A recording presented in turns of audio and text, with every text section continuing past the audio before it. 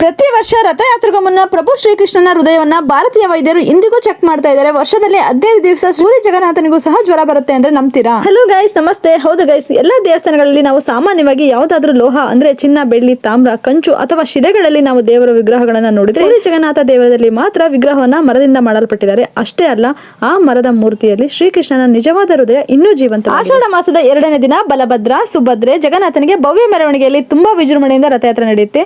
ಪೂರಿ ಜಗನ್ನಾಥ ದೇವಾಲಯದಿಂದ 3 ಕಿಲೋಮೀಟರ್ ದೂರವಿರುವ ಜಗನ್ನಾಥನ ಚಿಕ್ಕಮ್ಮ ಗುಂಡಿಚಾ ಮಂದಿರಕ್ಕೆ ಕರ್ಕೊಂಡು ಹೋಗಿ ಕೆಲವು ದಿನಗಳ ಕಾಲ ಅಲ್ಲಿದ್ದು ಪುನಃ ಜಗನ್ನಾಥ ಮಂದಿರಕ್ಕೆ ತಂದು ಇಡಲಾಗುತ್ತೆ. ಅದೇ ರೀತಿಯಾಗಿ ನಮ್ಮ ದಾವಣಗೆರೆಯಲ್ಲೂ ಸಹ ಸತತ 4 ವರ್ಷಗಳಿಂದ ವಿಶ್ವವಿಖ್ಯಾತ ಪುರಿ ಜಗನ್ನಾಥ ರಥಯಾತ್ರೆ ಇದೇ ಬುಧವಾರ ಅಂದ್ರೆ ಜುಲೈ 2ಕ್ಕೆ ಮಧ್ಯಾಹ್ನ 1ವರೆಗೆ ಮಂಡಿಪೇಟೆಯ ಕೋದಂಡರಾಮ ದೇವಸ್ಥಾನದಿಂದ ನಗರದ ರಾಜಬೀದಿಗಳಲ್ಲಿ ಗುಂಡಿ ಮಹದೇವಪ್ಪ ಕಲ್ಯಾಣ ಮಂಟಪದವರೆಗೂ ತುಂಬಾ ವಿಜೃಂಭಣೆಯಿಂದ ಭವ್ಯ ಮೆರವಣಿಗೆಯಲ್ಲಿ ರಥಯಾತ್ರೆ ನಡೆಯುತ್ತೆ. ಗುಂಡಿ ಚೌಟಿಯಲ್ಲಿ ಸಂಜೆ 5 ಗಂಟೆಗೆ ಶ್ರೀ ಜಗನ್ನಾಥನ ಮಹಾಮಂಗಳಾರತಿ, ಗುರುಗಳ ಆಶೀರ್ವಾದ ವಚನ, ನಾಟಕ, ನೃತ್ಯ, ನಂತರ ಪ್ರಸಾದ ವ್ಯವಸ್ಥೆ ಇರುತ್ತೆ.